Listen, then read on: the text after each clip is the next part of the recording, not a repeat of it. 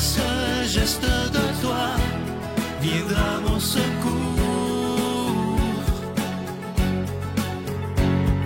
Viens semer dans mon âme le grain de l'amour. Je traverse un désert et je meurs de soif. Montre-moi le mystère qui garde la foi. Bonjour, bienvenue à votre émission La Victoire de l'amour en ce jeudi 24 avril 2025. J'espère que vous vous portez bien chez vous. On rejoint tout de suite pour sa chronique Martin Larocque et à l'homélie, ce sera l'abbé Emmanuel Zépino.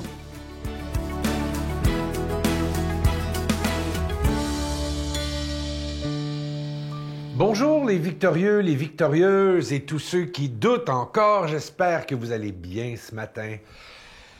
Est-ce que vous avez déjà imposé vos limites, vous, dans la vie? Est-ce que vous avez des limites dans la vie? Il y a deux façons, grosso modo, de mettre ses limites. D'abord, en criant. Vous pouvez crier, hurler, chialer, mettre tout le monde mal à l'aise, faire une crise, pitcher les meubles, puis dire « je suis tanné ». OK? Ça, c'est une façon. Les signes que ça arrive, c'est parce qu'on est fru, parce que nos limites ont été atteintes, c'est parce qu'on se sent surexploité. On se sent surchargé partout. OK? Là, vous me voyez venir avec mes gros sabots. C'est peut-être pas la meilleure façon. Il y en a une deuxième. 4 petites étapes super le fun pour arriver à mettre un trait sur le sentiment qu'on a en général d'être surexploité. C'est moins facile. Être un peu plus rough. Elle demande un peu plus de travail. Elle ne se fait pas en criant ciseaux. Mais elle ne se fait pas en criant. Point. Ça, c'est l'avantage. Parce que je pense que ce qu'on veut dans la vie, c'est être en paix avec nous-mêmes. Hein? Puis, on ne veut pas s'entourer des gens qui nous exploitent, littéralement, des gens toxiques, des manipulateurs. On veut s'éloigner de ces gens-là. Alors, quelques étapes pour se sentir en paix et arriver à un moment donné à plus se sentir coupable de dire « là, j'en ai assez ». Et, je le répète, vous n'avez pas besoin de vous choquer pour ça. Vous n'avez pas besoin de crier. La première étape, la plus difficile peut-être, très belle, accepter. OK? Il faut accepter que là, présentement, là, quelqu'un a atteint ma limite. Et ça demande juste du temps. Ça demande un petit temps de réflexion. Il faut se poser, puis il faut sentir que notre liberté a été piétinée un petit peu. OK? On va travailler sur soi juste pour ne pas être prisonnier de soi-même. OK? Il faut l'accepter. C'est difficile, puis c'est pas un réflexe au début, on le saura pas. C'est pour ça que j'aime beaucoup l'idée du processus. Mais après ça, il faut le comprendre. Deuxième étape, il faut comprendre, reconnaître. Il faut le dire, OK, je comprends. C'est ça quand ma limite est atteinte. C'est comme ça que je me sens. C'est ça qui me fait, tu sais, je vais pas là. Et en réalisant ça, en comprenant, on définit ses contours. C'est comme si on voyait tout à coup la frontière, la limite, la ligne, la trace autour de nous. Et là, on ne veut plus être fru. Et on veut surtout plus s'épuiser à, tu sais, toujours... Alors, ce qu'il faut faire, c'est les exprimer, ces limites. Il faut être cohérent dans son attitude entre le désir puis la mise en action, de dire.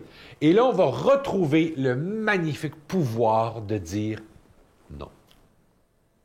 Vous voulez désarmer un manipulateur? Dites non. Et en plus, vous n'avez même pas à vous justifier. Alors, il faut juste savoir réagir à chaque infraction. C'est ça la quatrième étape, finalement.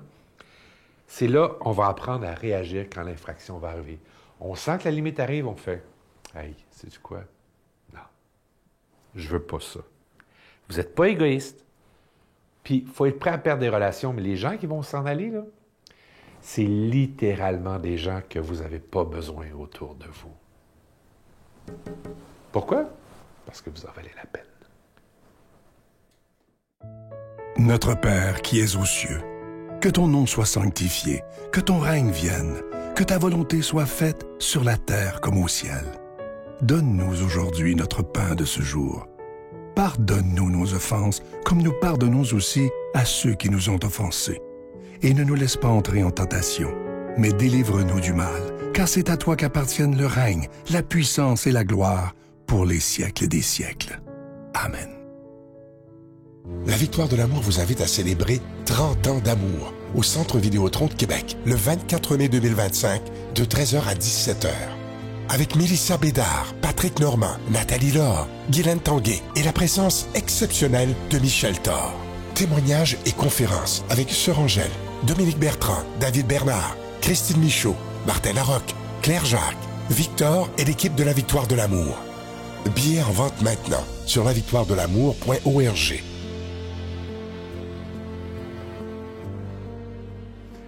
Encore une fois, je vous présente ce magnifique cadeau du mois d'avril. Il s'agit du symbole de la victoire de l'amour. Vous le voyez à l'écran présentement, qui est en acier inoxydable. Ça vient avec la chaîne qui est en acier inoxydable également. Ça ne ternira pas.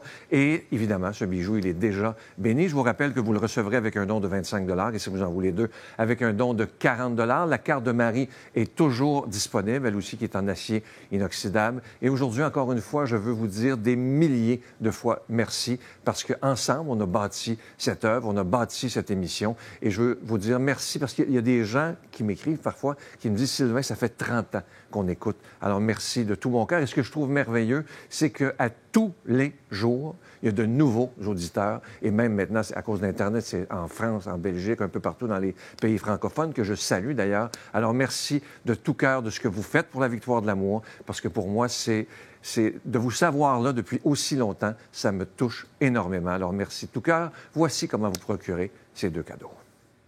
Par la poste, à la Victoire de l'amour, casier postal 120, succursale Boucherville à Boucherville, le J4B 5E6, ou par téléphone, par carte de crédit, du lundi au jeudi, de 8h à 17h, au 514-523-4433, ou à notre numéro sans frais, le 1-888-811-9291.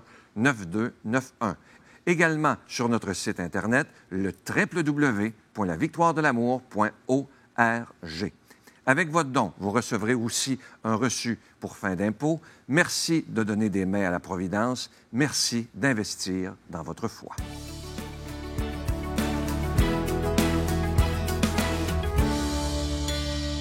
Mon Dieu, donnez-moi la sérénité d'accepter les choses que je ne peux changer, le courage de changer les choses que je peux et la sagesse d'en connaître la différence. Amen.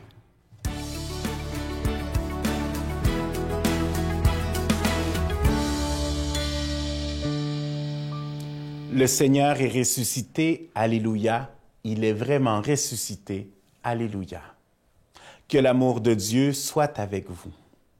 Alors, nous sommes dans la célébration de l'octave de Pâques, donc chaque jour est comme si nous célébrons à nouveau la Pâques, la résurrection du Christ. Aujourd'hui, dans l'Évangile, nous voyons les disciples qui étaient partis à Emmaüs, qui ont reconnu par le pain rompu la présence du Christ ressuscité et qui reviennent vers la communauté des apôtres pour leur dire « Le Seigneur est ressuscité, soyons dans la joie ». Et le Seigneur apparaît aux disciples et puis il veut leur montrer la réalité de la résurrection. Il est ressuscité dans son âme et dans son corps. C'est pourquoi il y a même cet épisode où il demande la nourriture pour montrer réellement que c'est un corps, que c'est lui, le même qu'ils ont connu, avec lequel ils ont partagé repas, temps, amitié, et qu'il revient comme ressuscité. Il va leur montrer leurs plaies, et dans ces plaies, les disciples, les apôtres vont être capables de reconnaître que la vie a été plus forte que la mort. Et c'est à ça que le Seigneur ressuscité nous invite, à voir que malgré nos blessures, malgré les blessures de la vie est toujours plus forte que la mort. Et parfois, il y a des blessures qui sont si graves, qui nous accompagnent toute notre vie et qui, malheureusement, au lieu de nous rapprocher de Dieu, nous éloignent de lui. Et c'est là où on est appelé à vivre cette résurrection, justement, dans la miséricorde. Parce que le Seigneur, c'est le chemin qu'il nous montre. Qu'est-ce qu'il a dit sur la croix? « Père, pardonne-leur, ils ne savent pas ce qu'ils font. » Et c'est pourquoi il a offert sa vie en plénitude. Il y a quelques mois déjà, j'ai eu l'opportunité d'accompagner un groupe de jeunes qui ont vécu une retraite que l'on appelle Epheta. C'est les paroles que le Seigneur utilise pour guérir l'aveugle et ça veut dire « ouvre-toi ». Et durant cette fin de semaine, bien comme prêtre, je les accompagnais et il y a une structure au complet qui permet aux jeunes de voir sa vie et de voir comment est-ce que le Christ a toujours été présent dans sa vie. Et durant cette fin de semaine, il y a un moment où il y a un temps spécial pour le sacrement du pardon. Et je peux vous dire que c'est un temps extraordinaire, comme prêtre, de pouvoir le vivre. Parce que pour certains, bien la dernière fois qu'ils s'étaient confessés, c'était pour leur première communion. Et là, ils reviennent au sacrement du pardon, au sacrement de l'amour, au sacrement de la miséricorde. Et là, ils ont vu que le Seigneur les a touchés, que le Seigneur a été présent au cours de leur vie au complet. Et malgré leur éloignement, malgré leurs péchés, malgré leurs doutes, malgré tout cela, le Seigneur continue de les aimer. Et c'est là où, dans le sacrement du pardon, ils viennent demander pardon pour ces temps où ils ont été éloignés de Dieu, ces temps où ils ont douté, ces temps où ils ont questionné ce Seigneur ou cet amour dans leur vie, où ils ont laissé place plus à leurs blessures qu'à la guérison qui venait de Dieu. Et comme prêtre, pour moi, bien, c'était le bonheur de leur donner cette miséricorde du Seigneur, de pouvoir leur partager ce message de résurrection, que la vie est plus forte que la mort, que la lumière est plus forte que les ténèbres, et que le pardon du Seigneur et que l'amour de Dieu est plus fort que n'importe quelle blessure ou douleur qu'ils ont reçue. Et je peux vous dire que ce sentiment de réconciliation se vivait d'une façon extraordinaire. Et c'est là où je vois les grâces et les bénédictions de mon ministère, d'être capable, comme prêtre, en représentation de l'amour du Seigneur, et d'être capable de donner, de transmettre cet amour, de transmettre cette vie qui triomphe sur le mal. Alors, dans ce monde, nous sommes appelés à faire ce cheminement, à reconnaître que les blessures qui parfois nous ont éloignés de Dieu sont la possibilité, dans le pardon, de nous approcher à nouveau de son amour, d'être capable de laisser sa vie nous habiter, habiter ces endroits morts qui semblent être vraiment sans vie, mais les laisser revivre dans les mains et dans l'amour de Dieu. Et moi, je vous bénis au nom du Père et du Fils et du Saint-Esprit. Je vous salue Marie, pleine de grâce. Le Seigneur est avec vous. Vous êtes bénie entre toutes les femmes, et Jésus, le fruit de vos entrailles, est béni. Sainte Marie, Mère de Dieu, priez pour nous pécheurs, maintenant et à l'heure de notre mort. Amen.